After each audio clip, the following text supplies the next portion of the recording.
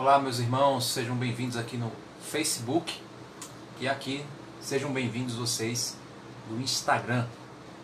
Vamos aguardar um pouquinho, as pessoas começarem a chegar, para a gente continuar aqui a nossa série no livro de 1 Pedro. Estamos estudando 1 Pedro. Deixa eu só fazer aqui o comentário. 1 Pedro, capítulo 2, do verso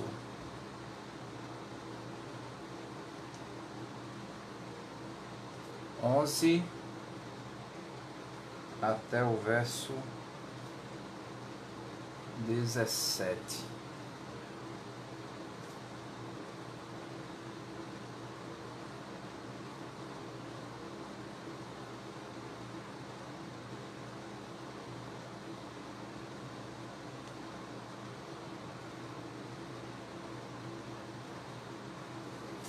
O pessoal ir chegando agora.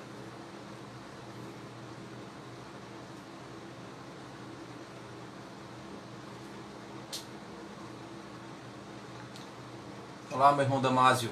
Boa noite. Lázaro. Bom dia. Boa noite.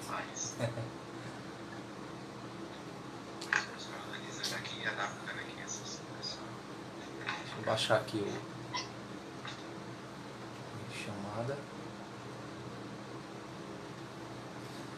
Ok, então vamos esperando o pessoal ir chegando e a gente vai começar, ok? Vamos orar? Oremos. Senhor Deus, Pai amado, misericordioso, Deus santo, obrigado, Pai, por nos permitir, Senhor Deus, estarmos aqui para te buscar, Senhor. Nos ajuda, Pai, a crescermos em teus caminhos, na tua misericórdia. Nos ajuda, Pai, a aprendermos com a tua palavra santa, Senhor. Esteja guiando, Senhor, esse estudo de hoje.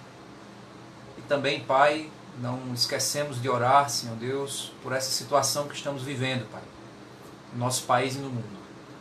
Derrama tua misericórdia, Pai, sobre o nosso planeta. Derrama tua misericórdia e aviva a tua obra, Senhor. Derrama tua misericórdia, traz os homens ao arrependimento, faz os homens entenderem que precisam olhar para o alto. Traz um grande avivamento, Pai, de corações, de almas, de vidas, para que o mundo possa entender que somente o Senhor é capaz de nos dar a verdadeira paz. Dá sabedoria aos governantes, para que eles possam liderar, Senhor. Ao nosso presidente, que ele tenha sabedoria em suas palavras. Os governadores, Senhor Deus, que tenham sabedoria ao guiar, os prefeitos também, para o bem comum da nação, Senhor Deus. Tem misericórdia de nós, converte os corações desses homens, faz eles entenderem que eles não conseguirão governar sem se submeter ao maior governante do universo, que é o nosso Senhor soberano. Abençoa, Pai, esse estudo. Pedimos em nome de Jesus. Amém. Bem, vamos lá. Estamos estudando, irmãos, 1 Pedro, o livro de 1 Pedro, para você que está chegando agora. 1 Pedro, capítulo 2, a gente vai ver hoje do verso 11 até o verso 17. 1 Pedro, capítulo 2, do verso 11 até o verso 17. Eu vou hoje passar até as 9 e vou fazer das 9 até as 9h10 mais ou menos um momento aí de interação, perguntas e respostas, e aí a gente vai tentar interagir um pouquinho aqui, vocês podem também interagir conosco. A gente também vai ver se eu vou ver se eu faço aqui um momento de oração no final, certo? Então você que estiver aí, que quiser compartilhar seu pedido de oração, você vai também aproveitar depois da mensagem para fazer esse compartilhar desses pedidos de oração, ok? Então vamos lá. Bem, hoje o tema do nosso estudo hoje seria que a maior arma que o cristão tem é ser escravo de Deus em uma terra escrava do pecado. A maior arma para um cristão no reino de Deus é ser escravo de Deus em uma terra escrava do pecado. Diante das cenas mais terríveis, meus irmãos, de perseguição, a gente pode achar que as melhores armas para vencer as perseguições são as armas humanas, as armas das trevas, muitas vezes. Mas, segundo o que a gente pode perceber no texto que a gente vai ver aqui, a maior arma se chama o testemunho cristão. E ela é a que Deus quer que nós usemos para testemunhar a respeito de Cristo. Primeiro a gente vai relembrar o que foi que Pedro já disse para nós desde o início da epístola. O que nós somos? Primeiro, Pedro disse que nós somos eleitos, escolhidos por Deus para santificação e obediência para uma salvação que foi profetizada no Evangelho muito antes de nós existirmos. Nós somos essa obra do Evangelho pertencente a Deus. Nós somos também filhos obedientes, que devem viver de maneira sóbria e que devem confiar, esperar na graça de Deus como capacitadora para nos fazer viver o amor fraternal entre irmãos. Isso a gente já viu também aqui. Pedro também nos disse que nós devemos ser aqueles que desejam a verdade, conhecer a verdade, pois essa verdade é o que nos dá o crescimento para a salvação. E essa verdade é o que nos torna a geração eleita, sacerdócio real, nação santa, povo de propriedade exclusiva de Deus. E que somos esse povo chamado a proclamar as virtudes de Deus numa geração que odeia o Deus das virtudes. Por fim, nós já vimos aqui que Pedro também disse que nós somos peregrinos, forasteiros, neste mundo, que por este motivo deve se abster das paixões carnais que guerreiam contra a nossa alma. É exatamente isso que a gente vai ver a partir de agora. Então, no verso 11, nós vemos o seguinte, 2 Pedro, capítulo 2, verso 11. 2 Pedro, capítulo 2, verso 11. Amados, peço a vocês, como peregrinos e forasteiros que são, que se abstenham das paixões carnais que fazem guerra contra a alma. Primeiro ponto aqui, ele chama a nossa atenção aquilo que ele já disse no início do livro, quando ele nos chama de forasteiros, como ele nos chama daqueles que são peregrinos. A palavra usada aqui na tradução NAA é forasteiros da diáspora. Ele nos chama de forasteiros, ele nos chama de peregrinos, porque nós cristãos temos essa vida, esse chamado de que não pertencemos a este mundo, mas estamos neste mundo. Nós nascemos uma vez em Adão, mas morremos em Cristo e renascemos em Cristo como novas criaturas. Quando renascemos em Cristo como novas criaturas, esse renascimento se dá pela fé, é o nascer de novo, dito lá em João capítulo 3. É nessa circunstância que nós agora passamos a peregrinar por este mundo em direção à nossa terra prometida, em direção a Jerusalém celestial. Então isso é importante de você compreender. Pedro nos chama exatamente disso. Ele diz, olha, vocês são forasteiros, vocês são peregrinos. Então, da forma como vocês são forasteiros e peregrinos, vocês são chamados a se abster das paixões carnais. Evitarem, deixarem de lado as paixões carnais. Porque as paixões da carne, os amores da carne, os amores do coração enganoso, as paixões pecaminosas da nossa natureza humana, chamadas paixões da carne, elas têm como objetivo a destruição da nossa alma. O homem está morto em seus delitos e pecados, e a natureza pecaminosa do homem tende à destruição de sua alma. A guerra contra a nossa alma. Alma essa que pode acessar as verdades eternas de Deus através do Espírito Santo. Pode encontrar o entendimento em Cristo a respeito das verdades eternas.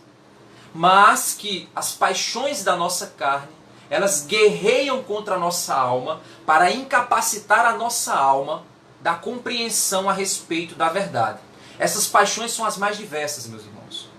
Desde as paixões sexuais, paixões ideológicas, paixões políticas, paixões no que diz respeito a vícios, paixões que tentam dominar quem nós somos. Nós não dominamos elas, elas buscam dominar cada um de nós. E é exatamente nisso que Pedro, em 1 Pedro, você que está chegando agora, capítulo 2, verso 11, ele diz que nós devemos nos abster dessas paixões, evitarmos essas paixões, não nos deixar ser controlados por essas paixões. E aí, na prática, ele começa a nos apresentar quais são os efeitos visíveis desta atitude de não se entregar às paixões carnais. O verso 12 é exatamente essa consequência. Quando ele diz, tendo conduta exemplar no meio dos gentios.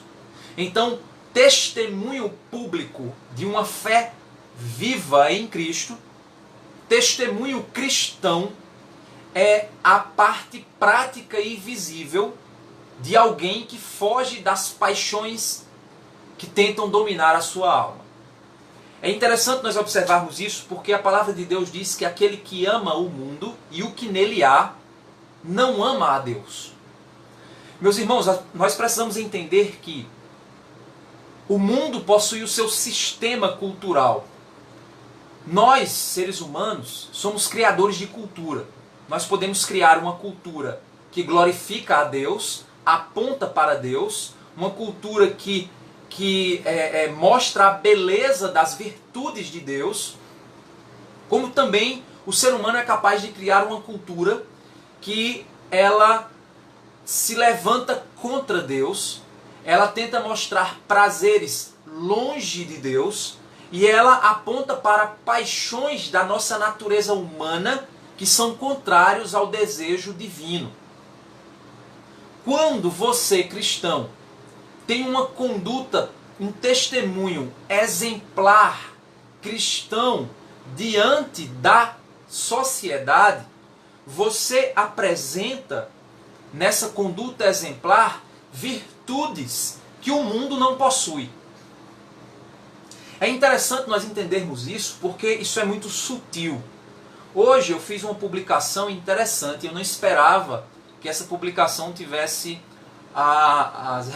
algumas respostas que eu vi que ela teve. Eu publiquei uma figura que eu vi uma irmã da nossa igreja postando, onde tem uma pessoa entregando uma cesta de ajuda para alguém, tirando uma selfie. E eu postei aquele texto em que Jesus diz assim, não faça como os hipócritas, que eles ajudam alguém, mas eles tocam sino para mostrar para todo mundo o que estão fazendo. Ele diz, não faça isso, porque o Deus que vem em secreto, faça em secreto, porque o Deus que vem em secreto vai te recompensar. E o texto também diz, olha, nem o que tua mão direita fizer, que a esquerda não saiba. Olha que interessante, o texto ele diz claramente o quê?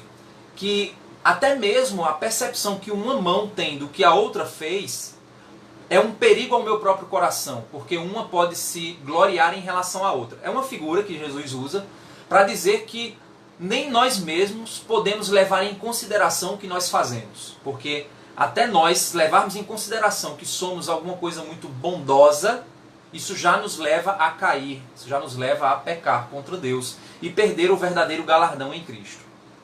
É interessante que hoje em dia você vai ver um movimento muito grande de solidariedade. E é óbvio e muito bom que Deus possa levantar pessoas para doar, fato. No entanto, as bênçãos do Senhor na doação, elas vêm a partir de um coração que faz em secreto. Porque este coração visa agradar apenas a Deus e ajudar o próximo e amar ao próximo. É interessante que no ensino tão simples, algumas pessoas criticaram o que eu postei. E quando você vai tentar ver as razões pela qual a pessoa cita, as pessoas citam e reclamam, você não consegue entender fundamento bíblico. Se o fundamento que você apresentou é um fundamento tão simples. Jesus não quer que ninguém faça bondade e saia apresentando o que fez para a glória própria, porque o coração é enganoso. Isso tanto para testemunho do Evangelho, que nós não fazemos para os homens ver, mas nós fazemos para Deus, em adoração a Ele, como também para resguardar teu próprio coração da vaidade e do orgulho. Isso é um ensino bíblico, preservar o nosso coração. Então, às vezes, as pessoas acham que o que Pedro está dizendo aqui, a conduta exemplar, é uma conduta hipócrita. Não é uma conduta hipócrita. Não é fazer para aparentar, mas é fazer porque você é. Ou você aparenta porque de fato é. Não é apenas aparência. É fruto de uma ação de Deus dentro de você. E você não faz no interesse de apresentar. Você faz no interesse de louvar ao Senhor e adorar ao Senhor que vem em secreto. E se Deus quer tornar aquela sua ação algo evidente para os outros, Deus vai fazer conforme a vontade dele. Mas Ele é o Senhor que controla todas as coisas. Então é interessante nós observarmos que no tempo que vivemos hoje, fazer boas ações nem sempre significa que são boas ações. Então o que Pedro está dizendo não são boas ações hipócritas ou boas ações politicamente corretas. O que Pedro faz referência aqui são boas ações que glorifiquem a Deus. Sabe por quê? Porque nós cristãos seremos acusados. Olha o que é que Pedro diz. Tendo a conduta exemplar no meio dos gentios, para que quando eles os acusarem de maus feitores, observando as boas obras que vocês praticam, glorifiquem a Deus no dia da visitação. Então o objetivo, muitas vezes, de você viver uma vida santa na presença de outras pessoas, não é porque você é um hipócrita que quer mostrar uma vida que não existe.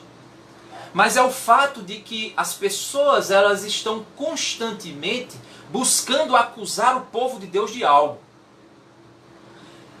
Existe já sendo ventilado por aí em alguns veículos que parte da mídia ou parte das pessoas anticristãs estão tentando culpar os evangélicos por retrocessos culturais, talvez até em determinados locais por essa transmissão do vírus.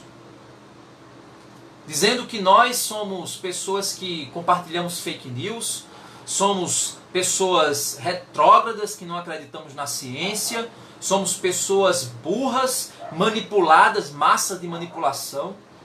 E isso é o que é dito a respeito de mim e de você que é cristão, um cristão bíblico.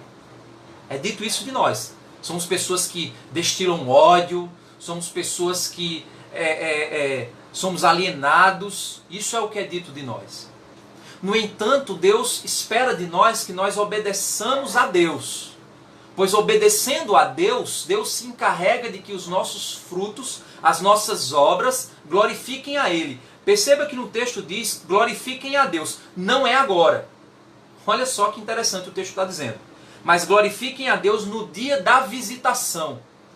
No dia em que o Senhor assim determinar que nós venhamos a glorificá-lo. Então muitas das boas obras que nós cristãos fazemos, você faz no meio da sua família. Às vezes você faz boas obras no meio da sua família e você é xingado pelos seus pais. Você é mal falado pelos seus vizinhos. Você é, às vezes, até pelo teu cônjuge. Você está lendo a Bíblia e a pessoa fala mal de você, diz que você está alienado. Você, às vezes, está no seu trabalho tentando fazer a coisa certa, o pessoal te chama de babão.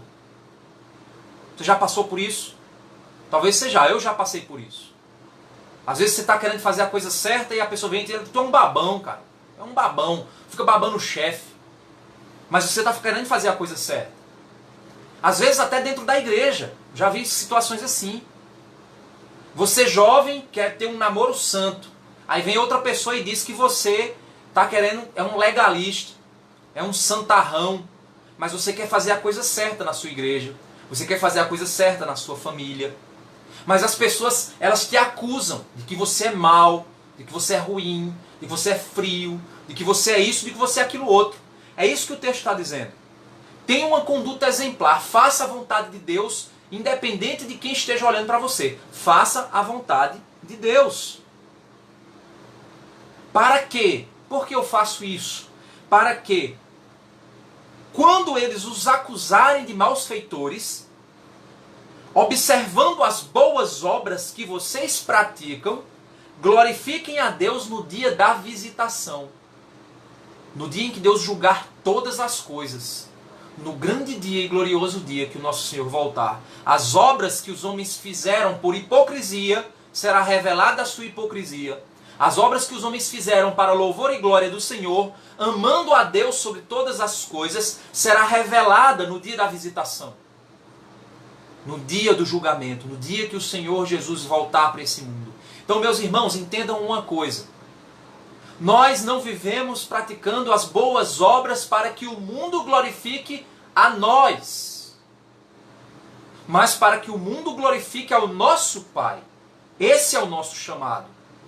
Agora, se o mundo fala mal dos cristãos hoje, como estão falando, politicamente mal de nós, dizendo que nós somos alienados, ou estão falando ideologicamente, dizendo que nós somos burros, que não gostamos de ciência, o mundo nos acusa disso, o mundo nos acusa, continua nos acusando. E se você acha que esse movimento que está acontecendo aí totalitário, existem cidades, irmãos, que estava lá, tem uma cidade que o padre estava celebrando uma missa de frente para uma câmera e um órgão da prefeitura da cidade foi lá mandar fechar a igreja. Não, mas nós estamos aqui, só são 4 pessoas e eles mandaram fechar. Isso é intolerância religiosa. Isso é perseguição religiosa. E nós, irmãos, não se engane. Não se engane.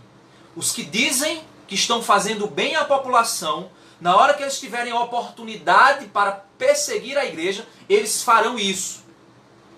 Não se engane. Não espere de OMS, não espere de governo federal, não espere de governo estadual, não espere de nada disso não. No dia que eles quiserem perseguir a igreja, eles farão isso sim. O diabo está em derredor, tentando destruir a igreja do Senhor Jesus. Ele não vai prosperar, mas ele vai tentar. Então não se engane. Pratique as obras do Senhor sem temer aos homens, pois um dia o Senhor trará à luz todas as obras, as das trevas e as da luz. Então nós devemos, como peregrinos que somos, viver uma vida representando o reino para o qual nós iremos.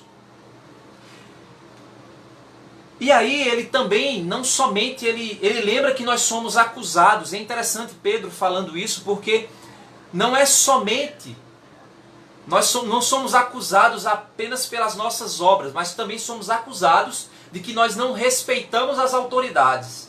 Somos acusados de que somos um povo desrespeitoso das autoridades. Aqui no contexto de Pedro, existia a disputa ali de que o imperador ele desejava ser adorado como Deus.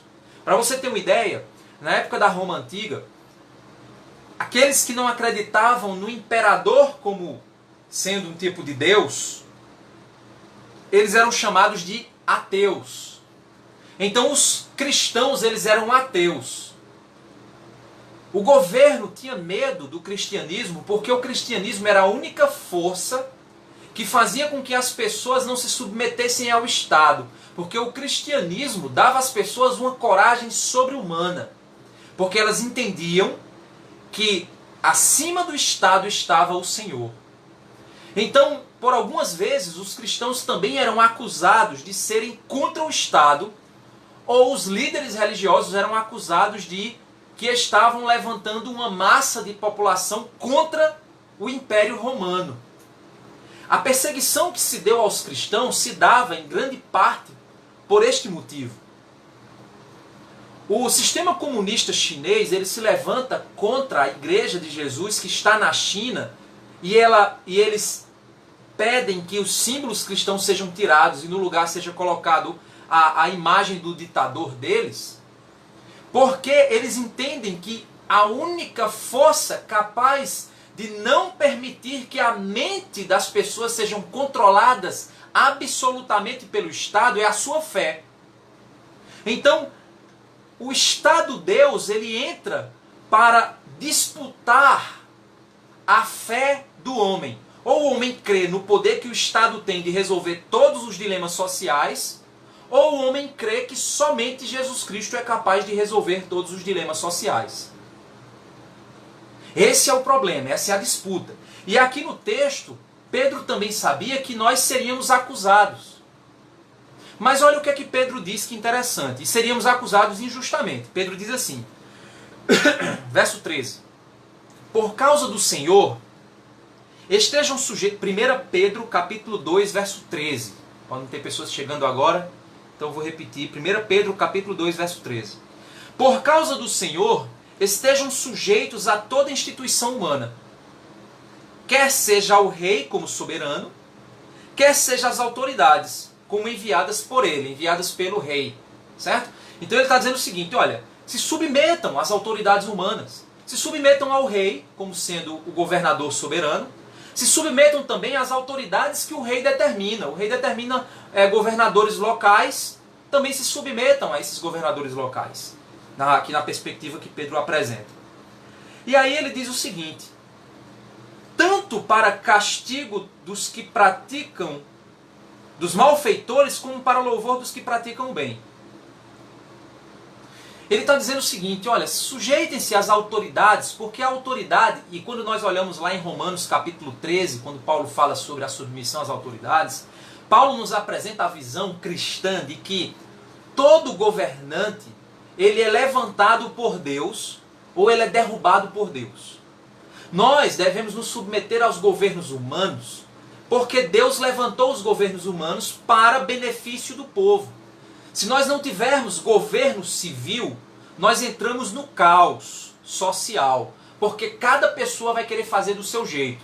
Se nós não tivermos legislação, a economia vira uma bagunça, os relacionamentos viram uma bagunça, nós viramos uma sociedade imoral. Então o papel social dos governos é administrar o bem social, o bem comum social, e refrear a maldade. Essa é a vontade de Deus para as autoridades humanas. Então nós devemos nos submeter a essa vontade divina a respeito das autoridades. É isso que Pedro está dizendo. Porque elas têm o objetivo de punir os malfeitores e louvar aqueles que praticam o bem. Só que, irmãos, isso quando nós temos uma autoridade que não é corrompida, uma autoridade corrupta. No entanto, guardadas as devidas proporções, nós devemos nos submeter à autoridade humana segundo a perspectiva que Pedro apresenta lá em Atos, quando Pedro diz, importa obedecer aos homens ou a Deus? E ele diz, importa mais obedecer a Deus do que aos homens.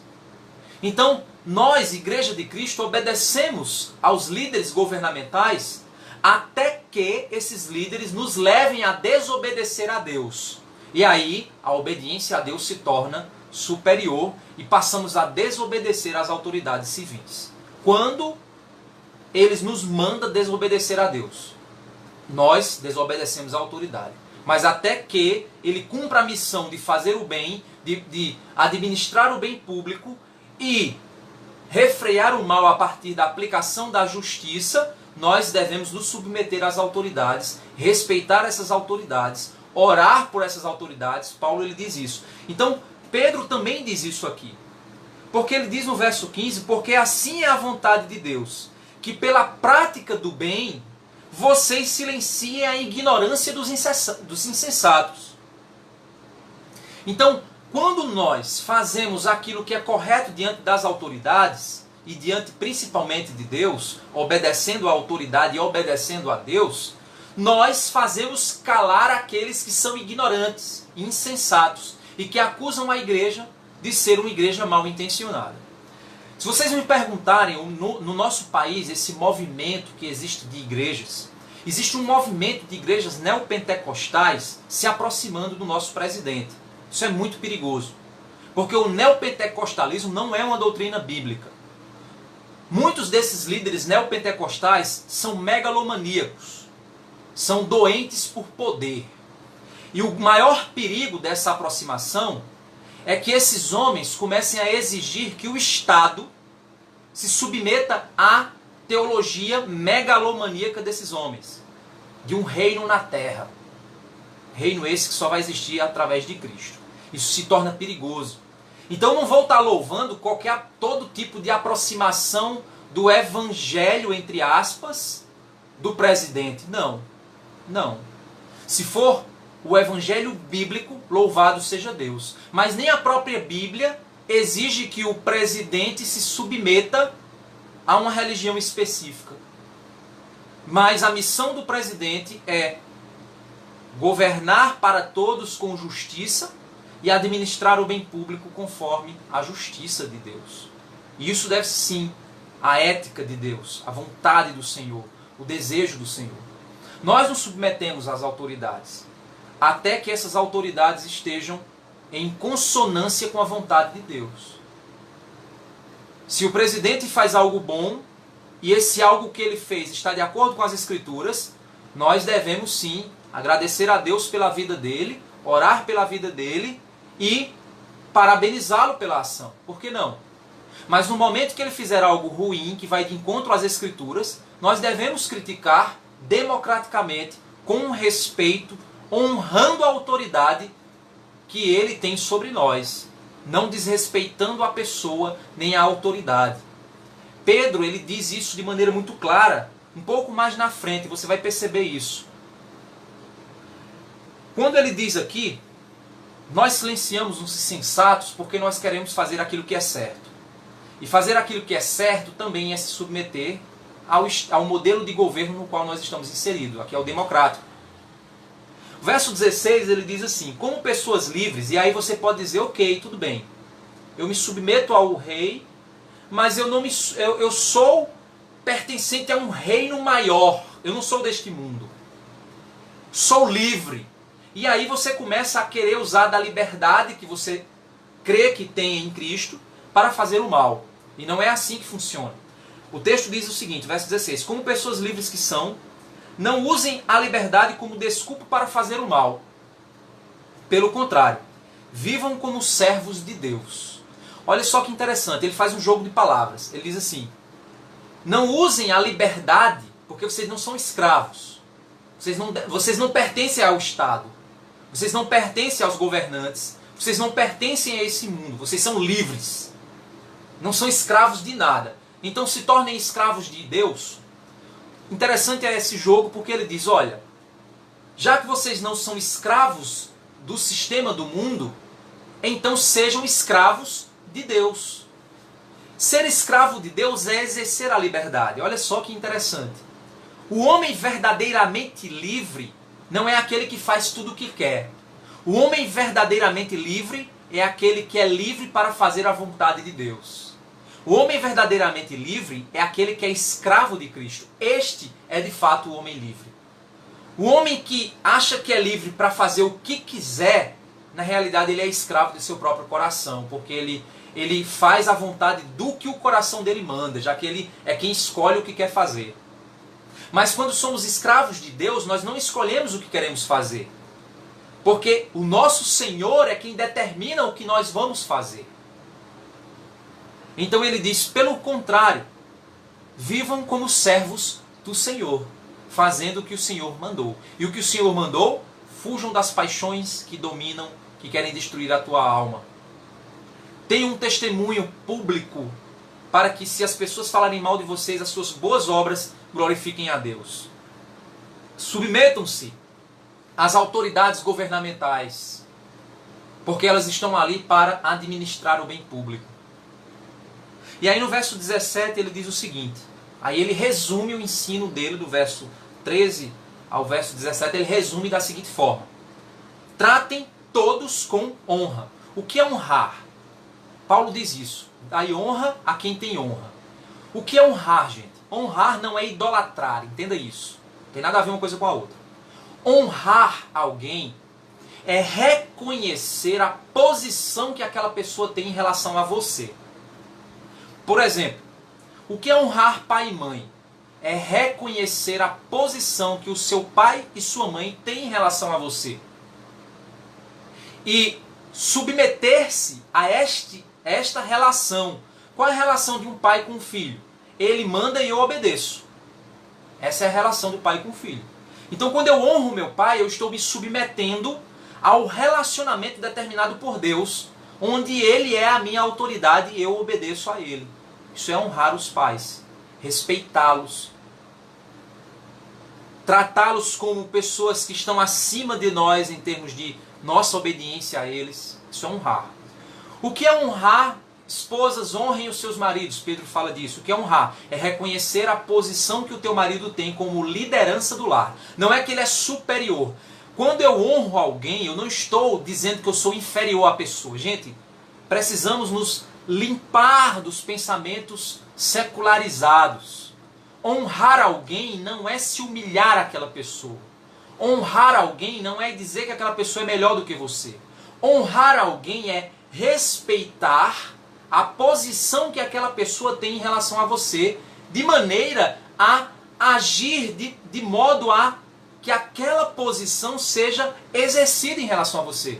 Esposas, honrem os seus maridos. Marido, honrem suas esposas. Quando ele diz, tratem todos com honra, por exemplo, honrem os seus líderes espirituais, Paulo diz isso. O que é honrar o teu líder espiritual? Não é dizer que ele é superior a você. É respeitar a posição de guia que ele tem. Ele está te guiando conforme a palavra. Conselheiro conforme a palavra. Professor conforme a palavra. Isso é honrar. Honrar o rei, honrar o governador, honrar o prefeito, honrar o presidente é reconhecer que ele é a autoridade civil máxima do nosso país. Honrar o governador da mesma forma, honrar o prefeito da mesma forma. Se submeter a essa relação, onde ele é o nosso presidente, pelas regras democraticamente estabelecidas, governadores e prefeitos da mesma forma. Respeitá-lo por essa posição. É isso que Deus espera de nós. Então, os crentes que ficam idolatrando o presidente, eles estão desonrando a posição do presidente. Sabe por quê? Porque o presidente ele não é um ídolo. Não é alguém infalível. Ele é um governante humano. Ele deve ser respeitado como tal, visto como tal. Um instrumento de Deus, mesmo ele estando consciente ou não de que ele é instrumento de Deus. Mas ele não é um profeta de Deus. Nem crente o nosso presidente é. Ele não é crente. Foi batizado umas 2, 3 vezes, mas ele não é crente. Eu não posso vê-lo como um profeta de Deus, pois ele não é profeta. Não posso vê-lo como um pastor, pois ele não é pastor. Não posso vê-lo como um irmão em Cristo, porque ele não é crente. Eu tenho que vê-lo como autoridade civil e respeitá-lo como tal. Isso é a posição bíblica. É isso que Deus espera de nós. Então os que idolatram o presidente estão desonrando a figura dele. Os que desprezam o presidente, o governador, o prefeito, estão também desonrando a figura dele diante de Deus. Então você pode discordar, sim. Pedro não está dizendo que você não pode discordar. Mas discorde democraticamente, com respeito. Veja como os profetas discordaram do rei Davi. Veja como Natã, ele falou com o rei Davi. Veja como os profetas do Antigo Testamento, eles falavam com os reis, com as autoridades. Veja como era o respeito, a atitude deles para com eles. Vamos nos apoiar nisso, vamos ser respeitosos. Porque os homens irão olhar para nós e vão nos acusar de idólatras. E eles vão ver que não é assim. Não, ele não é idólatra não. Vão nos acusar de que desprezamos, somos esquerdistas, somos direitistas, somos isso aqui. Mas eles vão com o tempo olhar e dizer, não, ele não é assim não. Ele é alguém que está fora das duas curvas. Ele é alguém equilibrado.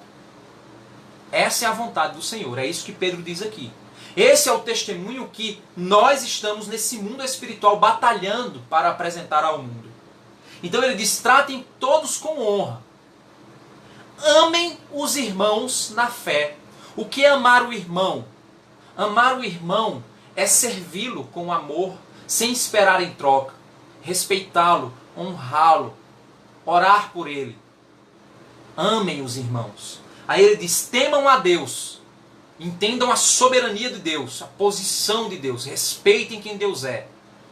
Honrem ao rei. Ele finaliza repetindo a ideia de que eu devo honrar o rei. Então ele está dizendo assim, cada coisa no seu lugar. Cada coisa no seu lugar. Relacione-se com cada coisa conforme Deus determinou que cada coisa ficasse.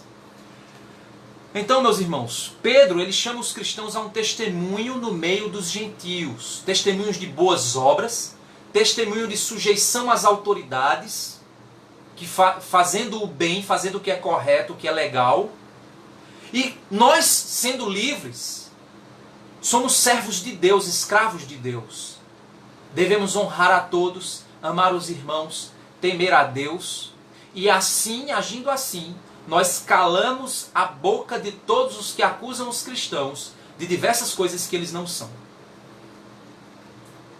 Então, meus irmãos, seremos acusados, seremos mal vistos, seremos mal falados. E Pedro está preparando a igreja, como nós já vimos aqui, para tempos de perseguição. A igreja já estava sendo perseguida na época de Pedro. Mas seria muito mais depois. Não sei se vocês sabem que, mais ou menos no ano 60, se eu não me engano, 63, eu não estudei, isso saiu da minha... Tá vindo na cabeça agora. O imperador Nero, dizem que o imperador Nero tocou fogo em Roma. Dizem que foi ele que enlouqueceu e tocou fogo em Roma. Alguns dizem que não. São vários historiadores que se dividem nisso. Só que o problema é que, como a perseguição, Nero não gostava dos cristãos, Nero disse que o incêndio foi criminoso e começou a acusar os cristãos de crime. Aí os cidadãos romanos começaram a ver os cristãos como criminosos. E os cidadãos romanos começaram a apoiar a grande perseguição e assassinato em massa de cristãos. Hitler, quando se tornou um totalitário, Hitler teve apoio das igrejas. Algumas igrejas cristãs apoiaram Hitler na perseguição aos judeus. Estude história que você vai ver isso. Então 6 milhões de judeus foram assassinados pelo aval de parte da igreja católica e parte da igreja evangélica, apoiando o que ele fazia. Vocês acham que isso também pode acontecer a qualquer momento? Quando nós começarmos a nos reunir como cristãos nas igrejas e continuarem aí com essa história do vírus, vão dizer que nós cristãos estamos desobedecendo. E aí, não sei se você já assistiu em algumas vezes aí, pessoas sendo presas, sendo arrastadas como criminosos por um Estado totalitário. Farão isso dentro das igrejas, em nome do bem-estar da sociedade. E muitas pessoas, que hoje se dizem boas pessoas, vão bater palmas para o governo, para as prefeituras, dizendo, muito bem, esses crentes são desobedientes mesmo. Cuidado, meus irmãos. Sejamos prudentes, sóbrios, mas também entenda uma coisa. Nós seremos perseguidos. Que Deus nos conceda graça para vivermos como servos de Deus em meio a todo esse turbilhão de coisas que podem vir a acontecer. Que a gente possa orar ao Senhor pedindo a Ele, clamando misericórdia, e que vivamos de maneira correta nesse mundo, testemunhando sobre Deus. Amém? Vamos fazer agora um momento de perguntas e respostas. Se alguém tiver alguma pergunta a fazer, eu vou fazer mais ou menos aqui uns 5 minutos, e depois a gente vai compartilhar orações, certo? Eu vou tentar aqui uma coisa no Instagram, não sei se... Eu vou voltar aqui ativar os comentários. Reativei os comentários. Quem tiver perguntas aí para fazer, fique à vontade para fazer suas perguntas. E a gente vai... Margarida, oi Margarida, Deus abençoe. V. Clementino, Deus abençoe. Seja bem-vindo. Estamos aqui na nossa mensagem do culto de oração aqui na Igreja Batista da Graça. E aí você que está nos visitando, diz de onde você está falando, para a gente te mandar um alô. Wesley, Deus abençoe Wesley. Sônia Santos, Deus abençoe também. Diga de onde você está assistindo aí para a gente mandar um alô para você. Faça um pedido de oração para a gente orar também pela sua vida. Lembrando que a minha oração é igual à sua. Emanuel, Renato, Elias, amém Elias. Deus abençoe. Saúde para minha perna, Maria José, Deus abençoe, Maria. Nós vamos, Vanderlei, Zeane, Petrolina, Pernambuco, tem gente de Petrolina. Robson mandou aqui uma pergunta, vamos ver. Como aconselhar uma autoridade? Qual a melhor forma? Deixa eu ver aqui, se algumas situações essa autoridade parece agir sem sabedoria. Estou falando de nós também, enquanto autoridades em nossa família. Boa pergunta, Robson. A pergunta de Alisson José, ok. Como aconselhar uma autoridade? Quando nós olhamos lá os profetas, quando eles chegavam diante dos reis, eles diziam assim, rei soberano, era a linguagem que eles usavam, né? Excelentíssimo rei, tal e tal. Veja Paulo falando em Atos, ele fala dessa forma. Eles usam uma linguagem que denota respeito para com aquela autoridade. E aí eles dizem, você percebe nas palavras dele um desejo, um respeito para com a autoridade, e eles expressam o pensamento deles discordante de maneira respeitosa. Olha, entendo, respeito o seu pensamento, mas eu queria lhe apresentar uma outra visão. Hoje as pessoas não são assim. Elas chegam como autoritárias, elas desprezam as autoridades, elas se acham melhores do que as autoridades, e elas chegam lá tentando mostrar que são maiores do que as autoridades, têm autoridade sobre a autoridade. Esse é um problema. Então nós, para podermos aconselhar com sabedoria, temos que ter palavras prudentes, respeitosas, amorosas e palavras verdadeiras. Certo? Então é mais ou menos nessa direção que eu penso. Deixa eu ver aqui. Vanderlei, estou em casa, pastor, Deus abençoe. Margarida, saudade de todos também, irmã, saudade. Nícia Gadelha, de Mangabeira 1, amém, Nícia, Deus te abençoe. Adnelso José, meu irmão de sangue, em Cristo também, amém, Adnelso José. Recife, Pernambuco, Jailton Evangelista, está falando de Recife. O Alisson, o livro do Franklin Ferreira sobre política, o senhor indica para pessoas sobre posicionamento político cristão? Sim, indico sim, é um livro muito bom, certo? Um livro fantástico, já li ele e indico totalmente. Minha esposa e irmã Neide, peraí, deixa eu ver aqui, Vanderlei está dizendo, minha esposa e irmã Neide tá vendo, tá assistindo, amém, Deus abençoe vocês, viu?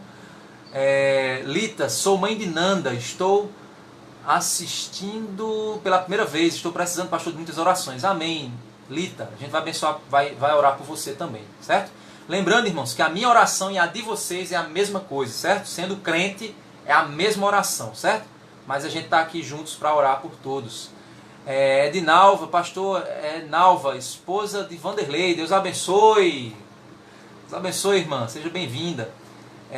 Saudade de todos, Maria José, é verdade, a gente está com saudade, irmãos, de poder estar juntos, se abraçar, conversar. Vitor Hugo, oração pelo meu tio, sim, Pedro, né? Vamos orar também por Pedro. Sônia Santos, amém, Deus abençoe, irmã Sônia, os irmãos que estão aí nos acompanhando. Vamos, Neide é minha irmã, Laisa Vasconcelos. Então, vamos orar, né, pelos pedidos. Maria pediu para orar por ela, pela saúde dela. Teve uma outra pessoa aí também que pediu para orar, né, precisa de muitas orações. E também orar pelo Pedro, amém? Vamos orar? Oremos. Senhor Deus, Pai misericordioso, Deus amado, Deus santo, te pedimos nesse momento, Pai, primeiramente, Senhor Deus, por cada um dos que pediram, Senhor, ou que estão em suas casas refletindo os seus pedidos de oração, que o Senhor venha visitá-los, Pai, dando a eles paz, dando a eles graça, ajudando-os, Pai, a compreender que em todas as coisas, Pai, o Senhor está cooperando para o nosso bem, por mais que a gente não compreenda, Senhor. Te peço, Pai, por esse pedido de Lite, eu acho que é assim, a mãe de Nanda, que o Senhor esteja abençoando a vida dela, Senhor, cuidando dela, Senhor, do coração dela, dando a ela graça, misericórdia, fazendo ela compreender a Tua palavra, desejar a Jesus Cristo como Senhor e Salvador.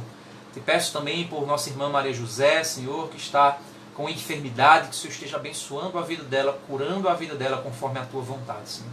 Te peço também, com o pedido de Vitor Hugo, pelo seu tio Pedro, que o Senhor esteja abençoando, Pai, que ele consiga compreender a Tua vontade na vida dele, Senhor, que ele venha arrepender-se de seus pecados, entregar a sua vida ao Senhor Jesus, que ele venha, Senhor Deus, a ser curado conforme a Tua misericórdia, Pai, e que ele venha a se tornar uma nova criatura em Cristo Jesus, Pai.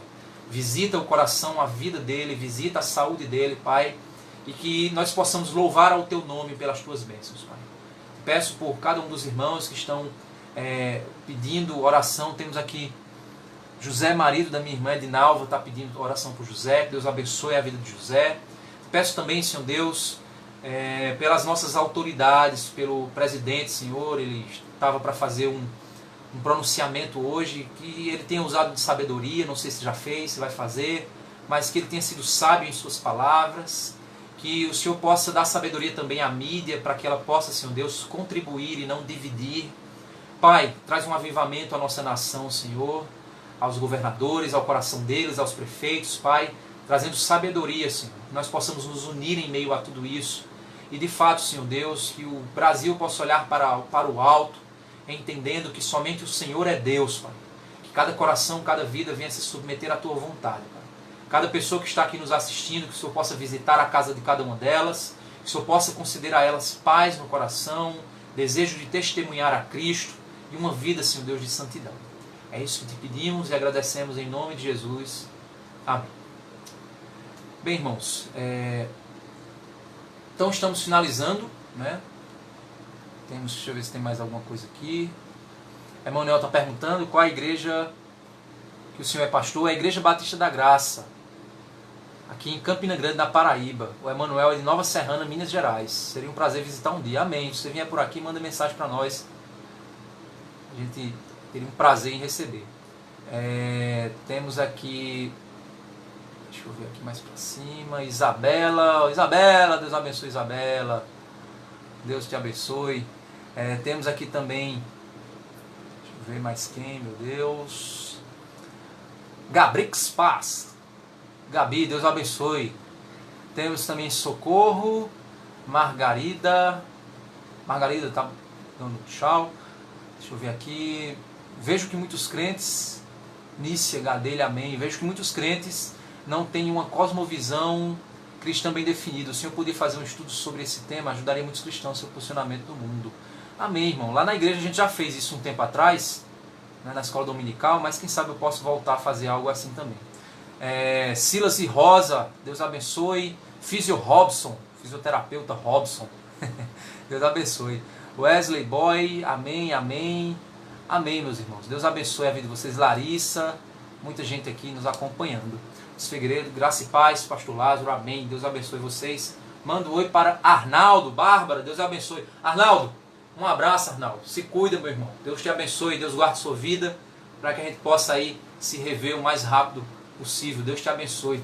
Denis também, parabéns aí a Ingrid. Ingrid fez aniversário, né? Foi ontem, fez aniversário. Deus abençoe Ingrid, que o Cristo repouse a mão dele sobre a sua vida, que guarde seu coração, sua vida, cada vez mais com a graça de Deus. Amém? Amém, irmãos. Então vamos finalizando aqui. Deus esteja abençoando, guardando o coração de cada um. Que Cristo esteja aí cuidando de vocês. Vamos continuar orando com o desejo de que a gente possa voltar a congregar como Igreja de Cristo em amor, com desejo pelo Evangelho. Deus abençoe e até mais com a graça de Deus. Obrigado, Dadá, Damásio. Deus te abençoe cada vez mais. Obrigado, meu irmão.